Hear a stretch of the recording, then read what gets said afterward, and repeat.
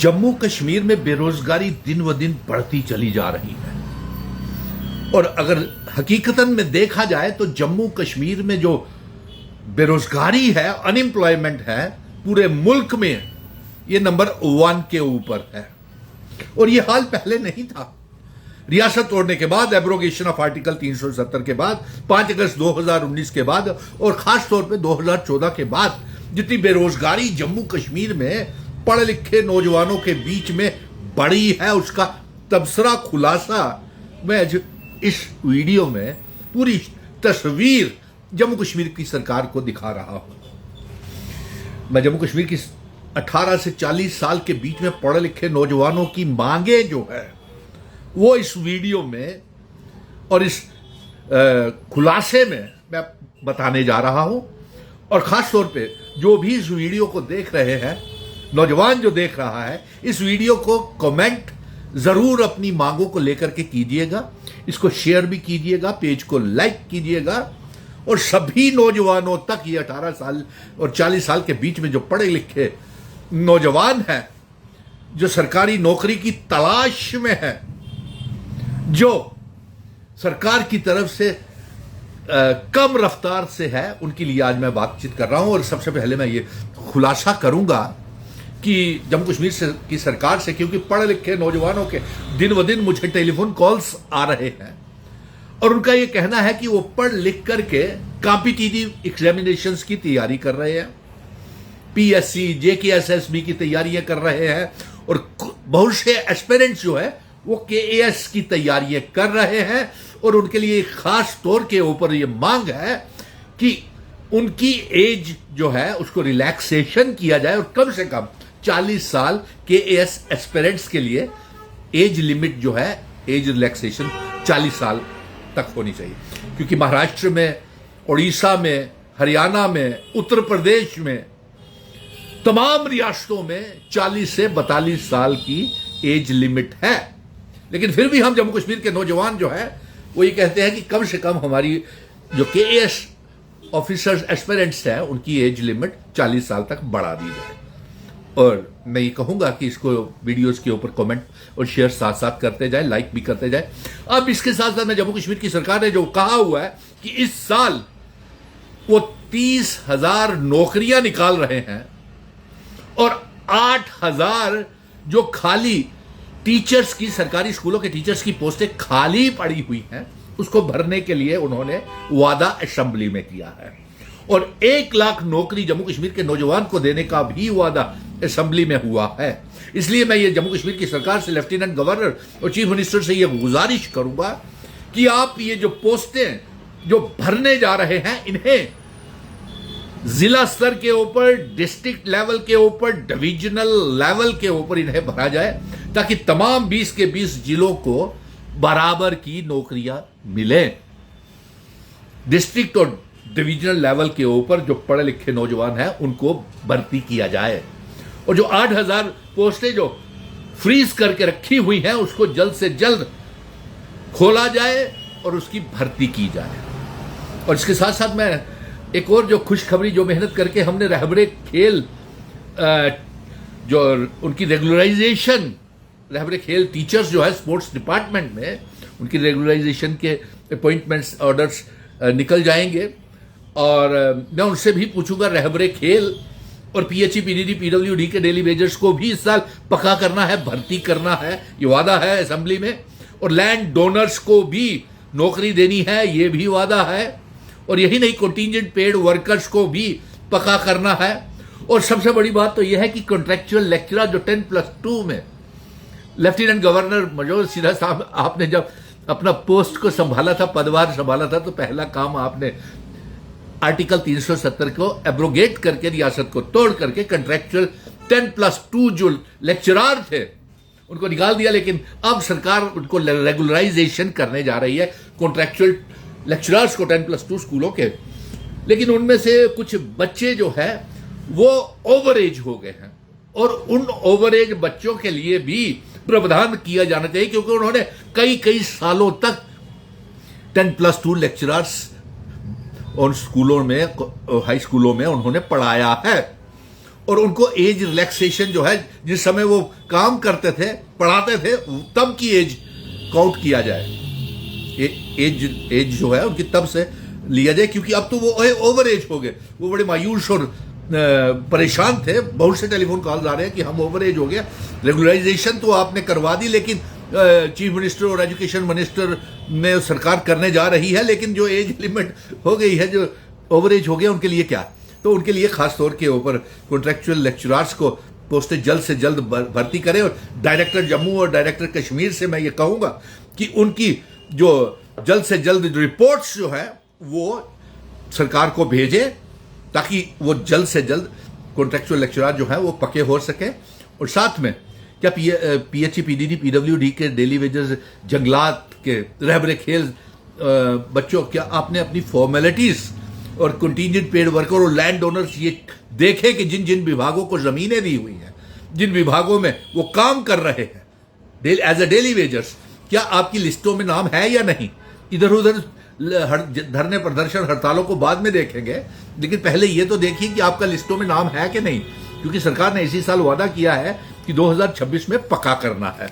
इसके साथ साथ मैं अब दूसरी तरफ आता हूं कि मेरे सीजनल टीचर्स भी बड़े परेशान हैं, जानता हूं साहब, उनके लिए भी जंग जारी है। Vocational trainer, cluster resources coordinator, Samagra ने नाक में दम करके रखा हुआ है। एजुकेशन विभाग एक ऐसा विभाग है, यहां पे कोई ऑर्डर सरकार करती है तो नीचे इंप्लीमेंटेशन नहीं होती है। वो कई बार मैंने देख लिया। वही हाल 6 मेंबर की कमेटी सीजनल टीचर्स के लिए बनाई हुई है, वोकेशनल ट्रेनर्स के मांग कर रहे हैं हम उनको पक्का किया जाए, रिक्रूटमेंट पॉलिसी बनाई जाए, परमानेंट जॉब पॉलिसी बनाई जाए। बहाने मारते हैं अलग अलग किस्म के, नहीं जी ये टेम्पररी है, ये फलाना है, ये अड़ाक है, ये नीड बेस्ड है। अरे क्या साहब, वो जम्मू कश्मीर के बच्चे जो अपना highly qualified BSc, MSc, PhD, MPhil, net clear, set clear, कोई कमी नहीं है। अरे आप बताइए, नीड बेस्ड अरेंजमेंट के तहत जो assistant professor, assistant lecturers colleges में लगे हुए हैं, आपके पास लेक्चरर्स की कमी है, इसीलिए उनको लगाया गया है, फिर उनको आप पक्का क्यों नहीं कर रहे? बताइए। हमने तो कहा है कि उनको UGC के ग्रेड्स मिलने चाहिए जो असिस्टेंट प्रोफेसर्स हैं। आप क्यों नहीं? Education department, education commissioner, principal secretaries, आप क्यों नहीं उनको पक्का कर रहे? अगर सरकारी कॉलेजेस में लेक्चरर्स की कमी है तो उनको नीड बेस रखा है ना, तो जब अभी भी कमी है तो उनको पक्का क्यों नहीं करते आप? उनके UGC की ग्रेड क्यों नहीं करते? अगर वो भी छोड़ दें तो मुझे लगता है कि सारे कॉलेजेस, स्कूल ठप हो जाएंगे। अगर नीड बेस्ड अरेंजमेंट के तहत असिस्टेंट प्रोफेसर जो है या सीजनल टीचर जो है, क्लस्टर रिसोर्सेज कोऑर्डिनेटर है, वोकेशनल ट्रेनर है, अगर ये काम छोड़ दें तो सरकार का तो भट्टा बैठ जाए, बच्चे दरबदर हो जाए, कौन पढ़ाएगा कॉलेजेस में या स्कूलों में? और इसलिए मैंने ये कहा था कि सीजनल टीचर्स को भी आप और पूरे 6 से 9 महीने और कम से कम जब तक उनकी जॉब पॉलिसी नहीं बनती, उनकी 20-20 हज़ार रुपया तनख्वाह कर दी जाए। इसके साथ साथ LG मनोज सिन्हा साहब, होम डिपार्टमेंट तो आपके पास ही है, SPOs का क्या हाल है आपने देखा कभी? उनके लिए जॉब पॉलिसी क्यों नहीं बनाते? अगर SPOs आज नौकरी छोड़ दें तो जम्मू कश्मीर में लॉ एंड ऑर्डर की प्रॉब्लम बन जाएगी साहब। LG साहब, ये समझने का प्रयास क्यों नहीं करते? पिछले कितने सालों से SPOs अपनी जान पे खेल के जम्मू कश्मीर की हिफाजत कर रहे हैं। उनको जब तक जॉब पॉलिसी नहीं बनती, उनकी 30-30 हज़ार रुपया तनख्वाह, equal pay, equal work, equal pay तक कर दीजिए। चलिए कुछ नहीं तो 30,000 कर दीजिए उनकी तनख्वाह। इसका मतलब विभागों में कमी है, कॉलेजेस में कमी है, पुलिस डिपार्टमेंट में कमी है, फायर एंड इमरजेंसीज में कमी है। अब पुलिस डिपार्टमेंट में जो हमारे वो लगे हुए हैं पुलिस में, और जो फायर एंड ब्रिगेड डिपार्टमेंट में जो लगे हुए हैं, आप उनको रिस्क अलाउंस, फॉरवर्ड अलाउंस नहीं देते। यही हाल आपने SPOs का भी दरबदर कर दिया हुआ है। ये नहीं चलेगा, आप उनको SPOs के लिए भी आपको कोई पॉलिसी बनानी पड़ेगी।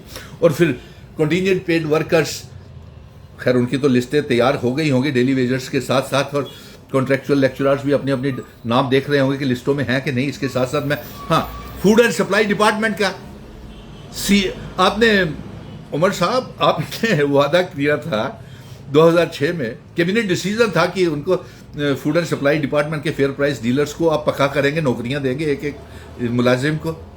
लेकिन अब मैं ये कहूँगा कि जब भर्ती तेजी के साथ हो रही है तो CAPD फेयर प्राइस डीलर्स को भी पक्का किया जाए। इसके बाद ये भी कहेंगे कि आयाज जो लगी हुई है, एक एक स्कूल में कम से कम 2-2 आयाज होनी चाहिए। और उसके साथ आंगनवाड़ी वर्कर्स को आप क्यों पक्का नहीं कर रहे बताइए? आंगनवाड़ी वर्करों की तनख्वाहें तो बढ़ाइए, उसकी तरफ भी आपका कोई खास ध्यान नहीं है। नेशनल यूथ कॉर्प्स जो 2-2.5 हजार रुपए की तनख्वाह के ऊपर पिछले कई सालों से काम कर रहे हैं, आप उनको भी पक्का नहीं कर रहे, उनकी तनख्वाहें भी 80-90 रुपए रोज के ऊपर वो काम कर रहे हैं। ये कौन सा तरीका है? गुड गवर्नेंस का आप दुहाई लेते हैं। कल भी एक शायद गुड गवर्नेंस को लेकर के मरकज की सरकार मीटिंग कर रही है जम्मू कश्मीर में, तो गुड गवर्नेंस कैसे होगी? सारे डिपार्टमेंट ही आपके वेंटिलेटर और आईसीयू में पड़े हुए हैं, विभाग, गवर्नमेंट ऑफिस। अगर ये बच्चे जिनका नाम मैंने गिनवाए हैं ये ना हो तो आपकी तो सरकार ही ठप हो जाए। किसान, खिदमतगार, कृषि उद्यमी जो हमारे हैं, उनको 1 पैसे की तनख्वाह नहीं मिलती, 1 पैसे की तनख्वाह नहीं मिलती। उनको भी आप पक्का कीजिए, उनके लिए जॉब पॉलिसी बनाइए।